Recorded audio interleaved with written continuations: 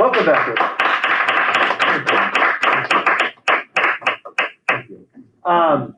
So this is I'm redoing my video. This is now 7th period for Honors Algebra 2. So starting fresh here. Just to kind of talk through with you guys about the plan for the week. Remember that, and I know I said this before break, but it's kind of, hit this right in the face now. The group test is tomorrow, and then the individual test is Thursday. Just as a reminder, the group test is always formative, and there's a good possibility, or at least a possibility, of bonus points. We went over it today. There's, I think there's 8 questions, 5 points each, to get us 40 points. We cut it in half to make it out of 20, and we put it to 17, so there's a possibility of 3 bonus points. Okay, so well, I don't stress too much out over it. It's basically, think of it as a really good review for your individual test on Thursday. That's the part that I would have you stressed out about. You said that's perfect, thank you. Okay. That's the part that I would stress out about, to make sure that you know what you're doing for your individual test on Thursday. Just a good review for that. For tonight's homework, I've got a practice test for you guys to do. This is not technically due until Wednesday, okay? Would I suggest that you do some of it tonight to prepare for your group test tomorrow? Yes, I would strongly suggest that. A lot of people have been asking me what groups you are in, and I'm going to show first period groups as well. I'm going to just do that just in case anybody watching the video that wasn't in class. There's first period, and now this is you guys. Okay, so these are your groups. Stop it. Stop. There we go. Okay. Is it really the exact same? Mine's only one person different. Really? Yeah. That's funny. Interesting. We lost. No, we didn't. So we got, these are the groups. I will, I'll give a couple bonus points to these groups that only had 3 people. Wait, can you guarantee bonus points? Yeah. So you have one, because you have one person left. Well,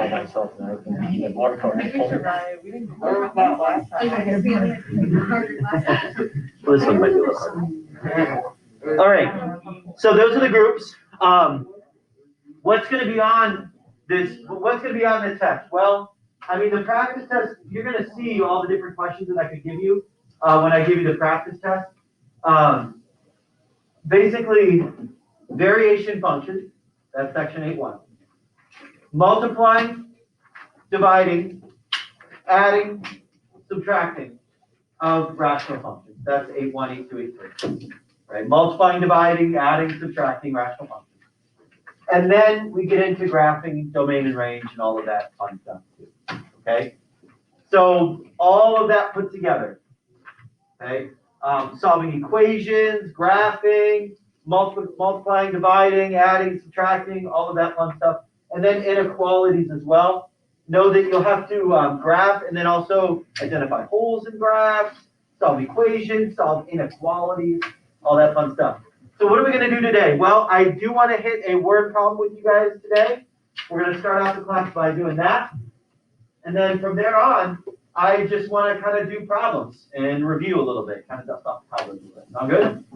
Let's get to it then.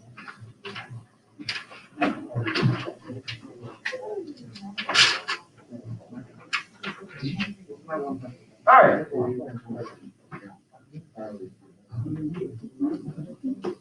So here's this first one. I would strongly recommend you doing the problems with me as we go. Okay? You don't have to write down all of the original problems, like you don't have to write down this whole kind of word problem. But it would be a good idea to try to work it out as we go with me. So you at least have somewhere to reference when you go to study.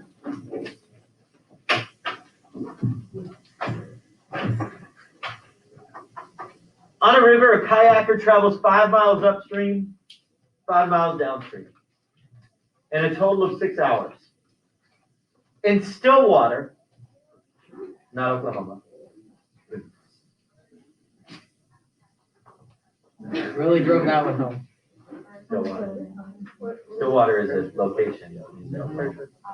Yeah, They did? Okay. In Stillwater, the kayaker can travel at an average speed of 3 miles per hour. So that's the speed of the kayaker in with no current affecting it. Based on this information, what is the average speed of the current of the river? And what is the average speed of the current of the river? Round to the nearest 10th unit.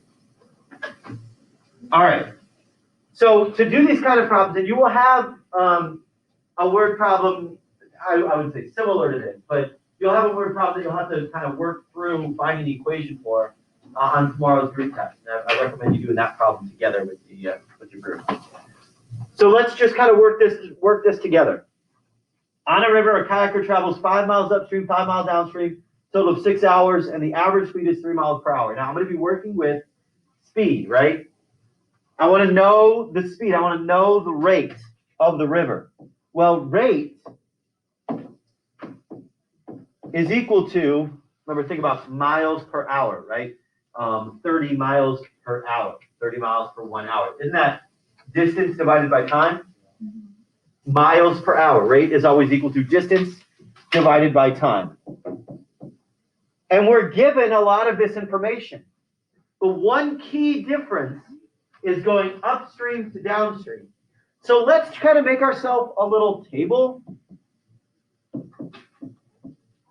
Going upstream, then going downstream, and see if we can identify the rate, the time, and the distance for each of these. Let's start with the easiest piece. What's the distance going upstream? What's the distance going downstream? It's the same, right? They're both 5 miles.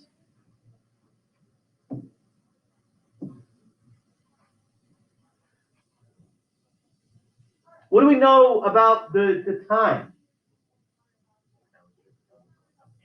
6 hours total going up and down. Calling me 4941710. That's me. Find out. This might be important. I'm gonna take it. Hello?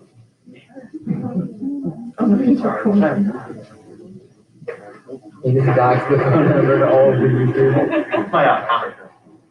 It's your what? My optometrist. Eye doctor. Why I'm did just saying, hey, your records need to be updated. Why didn't you just say eye doctor? I haven't been to an eye doctor because that's what an optometrist. Yeah, how was I supposed to know that? All right, so this is still being recorded. Let me keep going.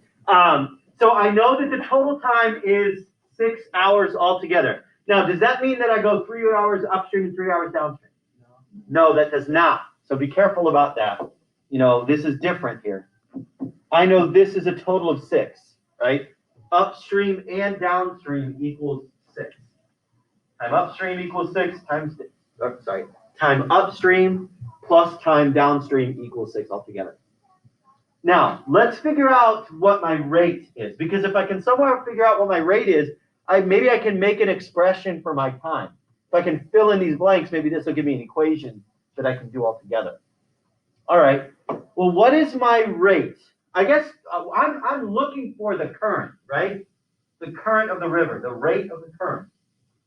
Okay, so let's call that C. Let's say that the current is C. What's my rate going upstream? Now, upstream is against the current, right? Going upstream, the current is working against me. What's my rate going upstream then? If I know I can paddle at 3 miles per hour, if there's no movement on the water, and I call my current C, what do you think my rate would be? Less than 3. Something less than 3, right?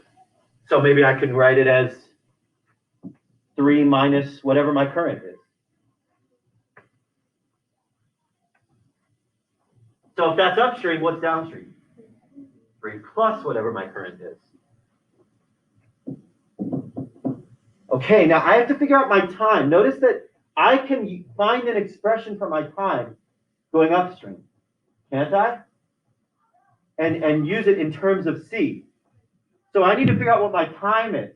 Well, let's just manipulate that equation a little bit. Let's multiply T over to the other side, and then divide by R. t is equal to distance divided by the rate. That makes sense. If I know I need to travel 300 miles and I'm going at 30 miles per hour, I can figure out what the time it takes to get there. Time is equal to distance divided by the rate. So that means that the time going upstream is my distance divided by my rate going upstream.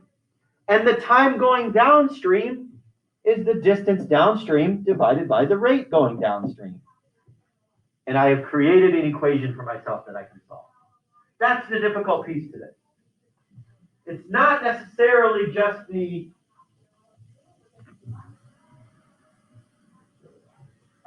it's not just, I don't know. Sorry, that text threw me off. This is my equation. Yeah, I think I was going to say the hard part of this is creating the equation. The easier part is solving this equation, but the hard part is creating the equation. And that's what you guys will struggle with a little bit tomorrow. You got to try to think together, how do we create an equation that I can solve for what our unknown is? Like our unknown is the current of this river. So let's solve for it. How does this relate to the material that we've been studying? Well, I've got variables in the denominator. It's like this entire chapter, right? I've got variables in the denominator. I have an equation with variables in the denominator that I need to solve.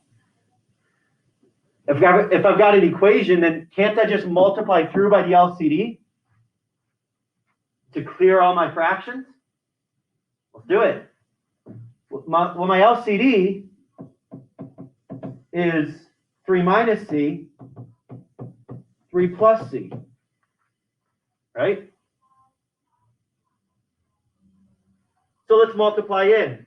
I bring it in here, and the 3 minus c will cross cancel, leaving just the 3 plus c.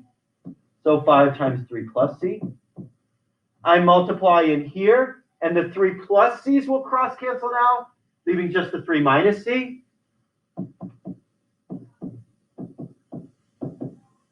Is anything going to cross cancel with the 6?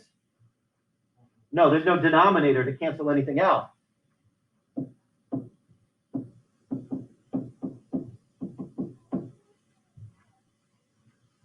So that's what we're left with. And that's an equation that I can pretty easily solve. We'll start doing some algebra here. 15 plus 5c plus 15 minus 5c. That's going to be convenient there. Is equal to 6 times. Let's multiply these together. Let's FOIL that, but that's really just the difference of squares. That's 9 plus 3c minus 3c cancels, minus c squared.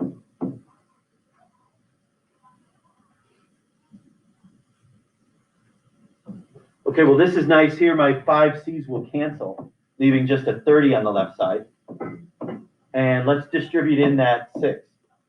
54 minus 6c squared. We subtract over the 54. We get a negative 24. We divide by negative 6, and I get a positive 4. So what is the current of the river? 2. I could say plus or minus 2, but that's just meaning it's either working for us or working against us. 2 miles per hour, right? So it's 2 miles per hour. You know, the negative is just the direction. It's working against us when we're going upstream. It's working for us when going downstream. Yeah. Will we have a voice problem on our actual individual test? I don't think so. I don't think there's one on there, but there is going to be one on there for your group test. I hope this piece of it, I mean, I don't want to say it's not the difficult part because it's not easy by any means. But that's the piece that, we didn't know how to solve before this chapter. The hard part is creating the math from the word problem. I get that. All right, so we're going to go chronologically through chapter 8. Let's start with section 8.1. Let's do a joint variation. Go ahead and try to set up the equation and solve it. Simple interest I earned over a particular period of time varies jointly as the principal P and the rate R. I is 264 when P is 1100 and rate is 0.12. R is 0.12. Find P when I is 360 and R is 0.09.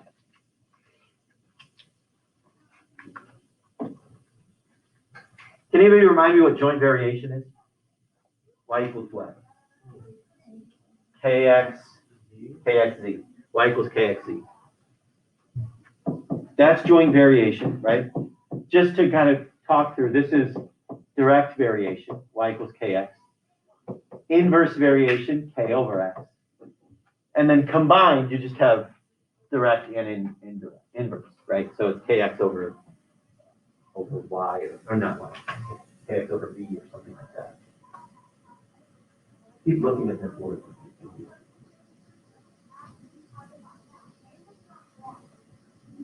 So that means that the simple interest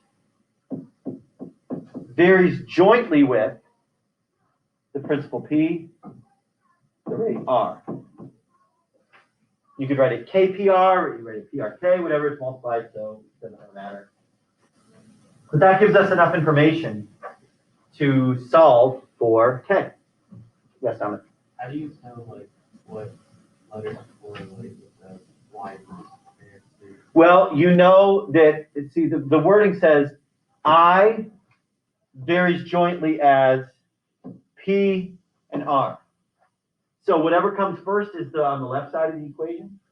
Whatever comes after the words varying jointly as is on the right side of the equation, K.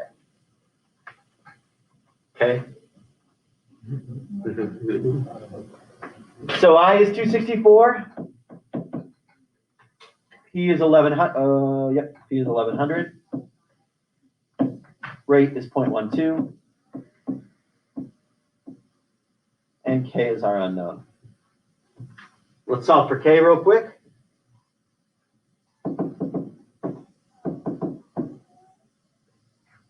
Multiply 1100 times 0.12. And look, 264 is equal to 132K divided over 2 is equal to K. Now I use that to answer my question. The last line says find P when I is 360.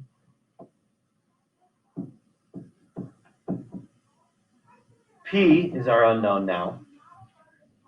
R is 0.09. And K is 2. So 2 times 0.09 is 0.18. So let's divide.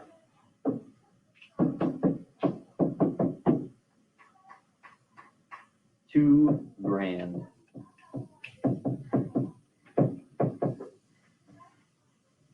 My principal, my initial investment. Yes. For our test tomorrow, are we doing those cards again? Like we can talk with another group? Yep, you get the 3 hint cards. Okay. The phone a friend, the check and answer, the hint. Okay. Yep, all 3 of those are fair game. Which reminds me, I gotta get those out. Thank you.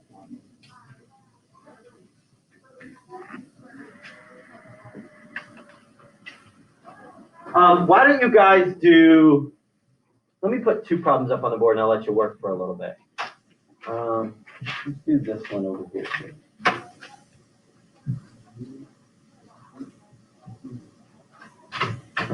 Get up.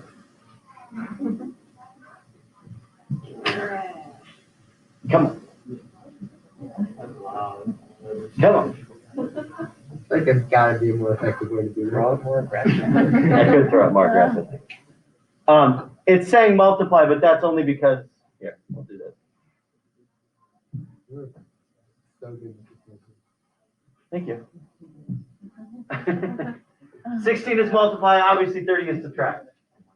Okay, why don't you try to do those problems, and I'll give you a little bit of time to work on it.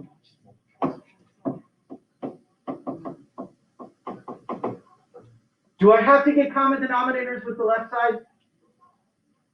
Do I have to get common denominators with the multiply? No. No. Do I have to get common denominators with subtraction? Yeah. Yes.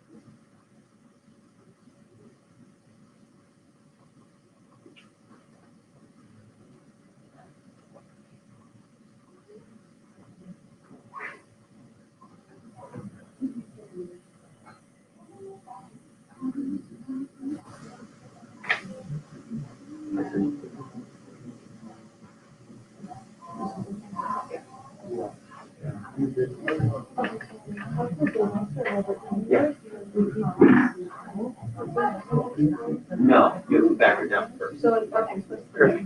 What did you Right. Okay, I'm just making sure I'm not. Yeah. Wait, yeah, Chris, you want Yeah, I just try to simplify. Yeah. Are you killing Oh, yeah. Long time ago. Yeah. I thought they were the same. I'm like, is it just one?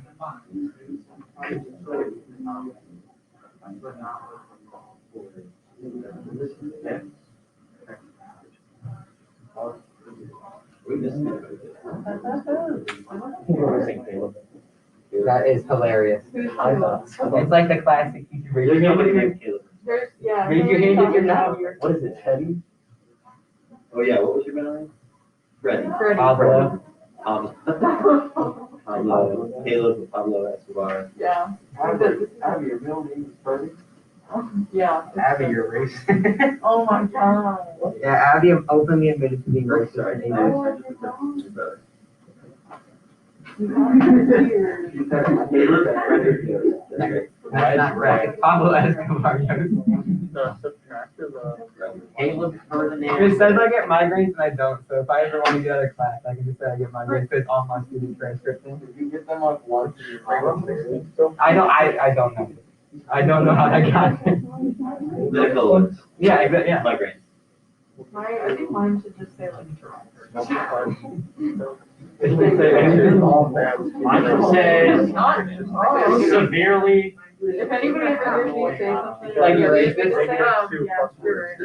Wait, that's actually big break. You can say I'm sorry that I said racist. I have to write. I'm not racist, I heard that out. You sound like you're racist. Okay, that sounds horrible. Come on, keep working. If you can't do these, let this be assigned to you. What? Oh, I thought you said let. Okay, never mind. Let this be assigned. Yeah, I got it.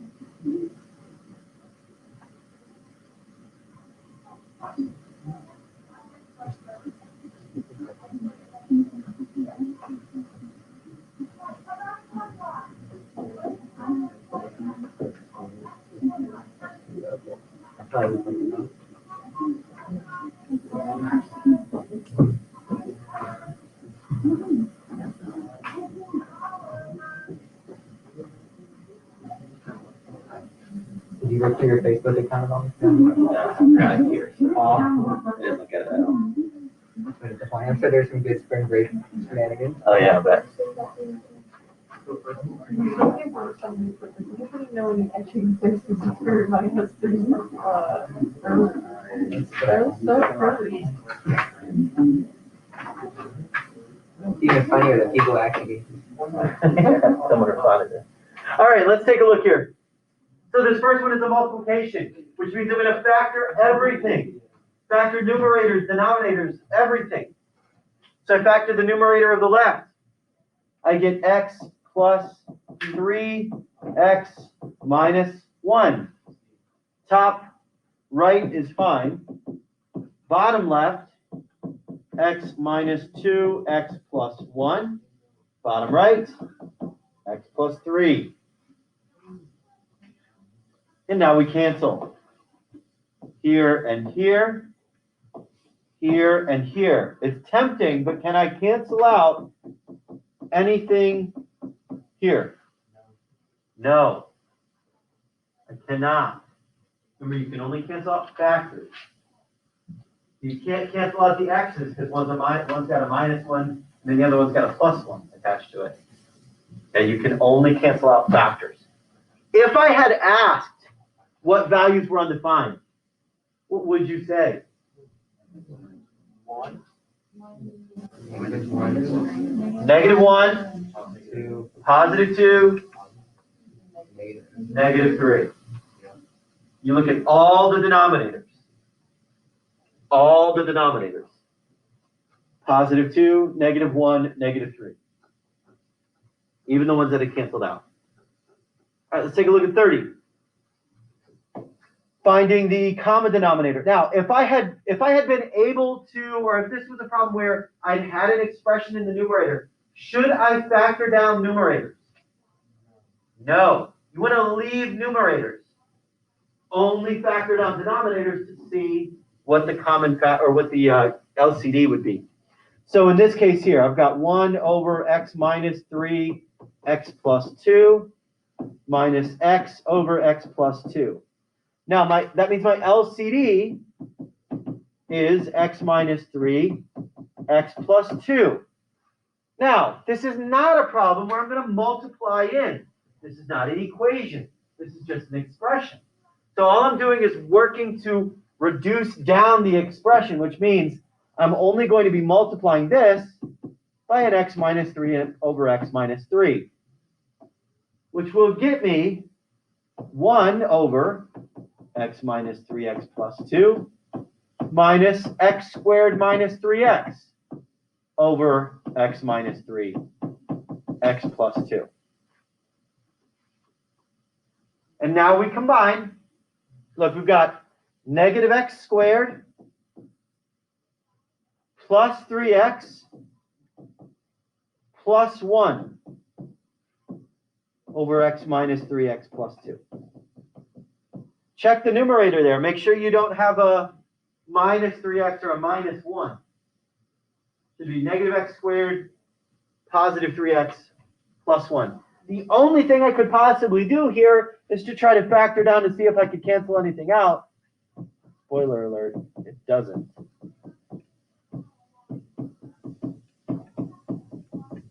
So that's all you could do, but honestly, if you left it as negative x squared plus 3x plus 1, that would be fine. The only reason we're trying to factor down is to see if I could cancel something out.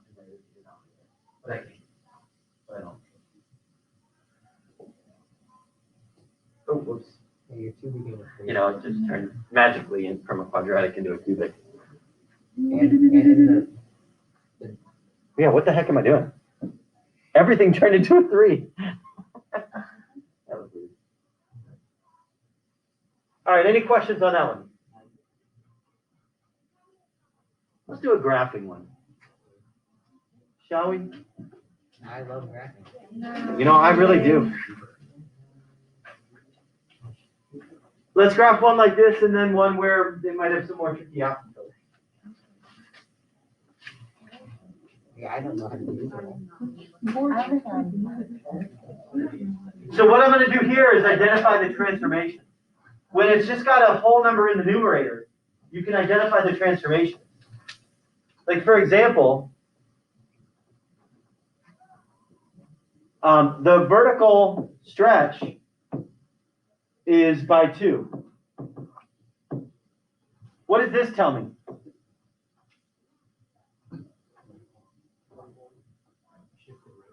Right one. What's this tell me? Down 3. So that means that all I need to do is take my asymptotes. Actually, it says to identify the asymptotes. So the horizontal asymptote is y equals negative 3. The vertical asymptote is x equals negative. Nope, I was right. Positive 1. And I can identify the domain. Remember, the domain matches the vertical asymptote. I probably should have reordered this, but that's okay. The domain is all reals except for 1. Oops, that's the brace. And the range, all y's such that y is not negative 3. See, the domain matches the vertical asymptote. The range matches the horizontal asymptote. So what are we going to do here? Well, we're going to put the asymptotes in the right spot. Oops. Let's put the asymptotes in the correct spot. Sure. There we go. And now we're going to use that. Now, was there any sort of reflection that had happened? No. So this is still in the top right, bottom left. The only thing that happened was it got vertically stretched out a little bit. But honestly, that's really all I care about. Putting the asymptotes in the correct spot and make sure it's in the right general area. Questions about that one? Now, what makes this problem different from this one? Well, there is an x in the numerator as well. When you put a polynomial in the numerator and the denominator, there's a couple more rules you got to follow. So let's identify the zeros and the asymptotes. All zeros, all asymptotes. Where do you look to find the zeros of a function? Zeros of a rational function? Where do you look? You look for the numerator. You look for the zeros in the numerator. So I know the zeros of this whole function is where x squared minus 3x equals 0. You look at the numerator. So pull out the x minus 3. So x equals 0, and x equals 3.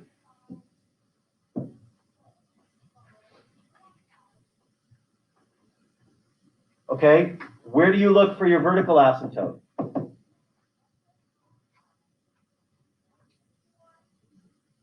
The zeros of the denominator. We set this equal to 0. Now, could there be additional vertical asymptotes? As long as there was additional zeros of the denominator, right? If the denominator had multiple zeros, you would have multiple vertical asymptotes.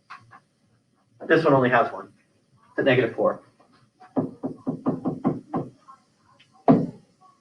1, 2, 3, 4. A little curvy. You get the picture though.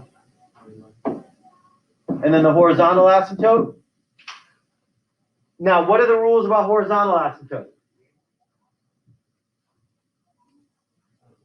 Remember, it's either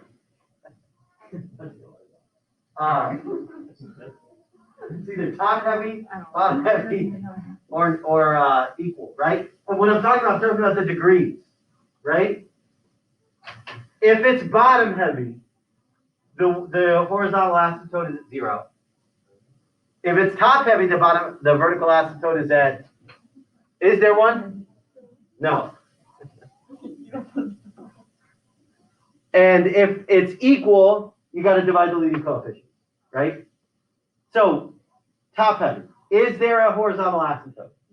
None. There are none.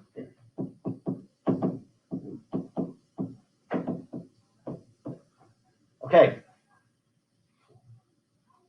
Now, beyond this, I'd have to make myself a little table. This one's a little funky, so I'm just going to show you what it looks like in a graphing calculator. I'll tell you right now that you get your graphing calculator for the group test and the individual test. So you kind of see a little bit there. So I'll go in and graph here. I think I actually already have it in. Yeah, x squared minus 3x and x plus 4. We get this out of the way. I'm going to graph that. So we see it coming across there. I actually don't even see my bottom tail. I'm going to zoom fit this so we can see it. This one's weird.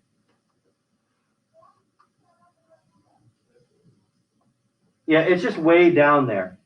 That's the problem. Instead of zoom fit, maybe I'll do just zoom out. Zoom, 3, enter. Yeah, there it is. So that's what that looks like here. Here's my bottom part. Whoa, missed my 0. You didn't give any sound effects to that one, that's why. Here we go. Whoa. And that one should go to the asymptote there. Right? Okay, obviously that's a pretty crude sketch there, but what am I looking for? I'm looking for the asymptotes that are in the right spot. I'm looking for the zeros in the right spot. And I'm looking for a general, I'm not going to be too picky about that, but I want to make sure that you don't make your line fit across the asymptote. I'm going to be making sure that it's in the general vicinity. Is it going up on the far right side? What's happening on either side? If you needed to, you could always fill out your table of values just by going in a table here. You could get a really good picture of where it's going. Let's talk about holes in the graph.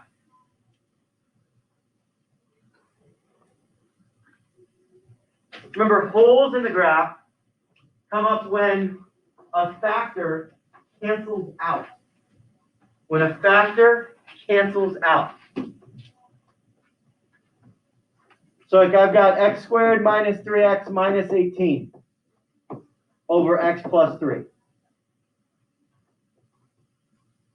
Do you notice how when I go to factor this is x minus 6, x plus 3 over x plus 3? Do you notice how the x plus 3's cancel out, leaving just an x minus 6? Everybody see that? When a factor cancels out, the whole is at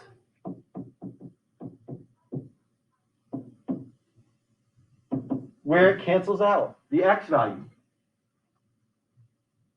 So negative 3 is my whole. Negative 3 comma what? Run that through whatever's left over. Negative 3 comma negative 9. So I'm going to go here and make a whole. Negative 3, negative 9. Open circle. Because remember that it's going to graph like this now. Y-intercept of negative 6. Slope of 1.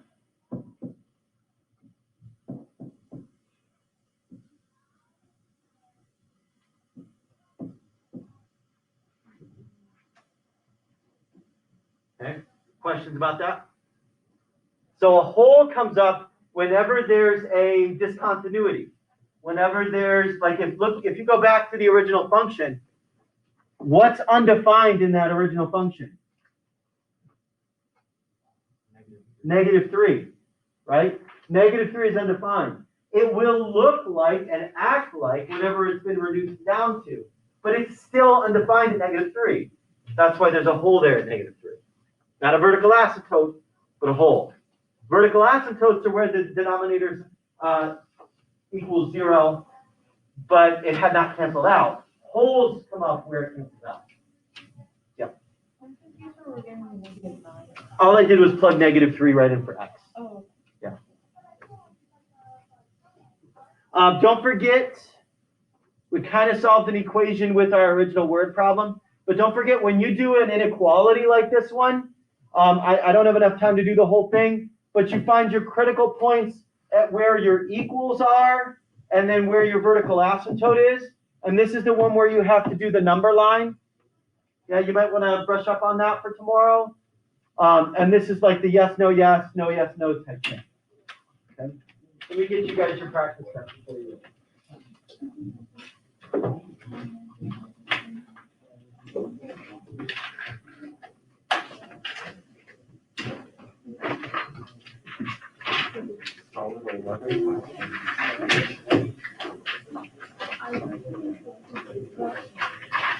You got 3 minutes. Again, this is not due until Wednesday. But again, it's strongly suggested you do some of it tonight.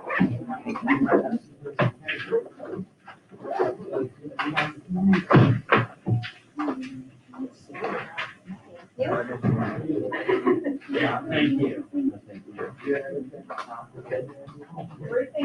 I think. No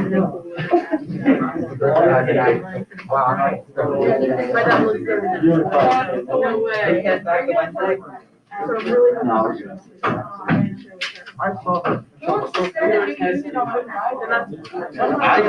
That sounds like a great time. Yeah, you would. That's on Friday. We have no homework. Do another one. I don't know. Wait, are you supposed to do this? No. No, we're just trying to get. Yeah, you test Wednesday, test Friday. I'll fill them all out. Everybody say so long. Did everybody? Bye-bye. Oh my gosh, goodbye.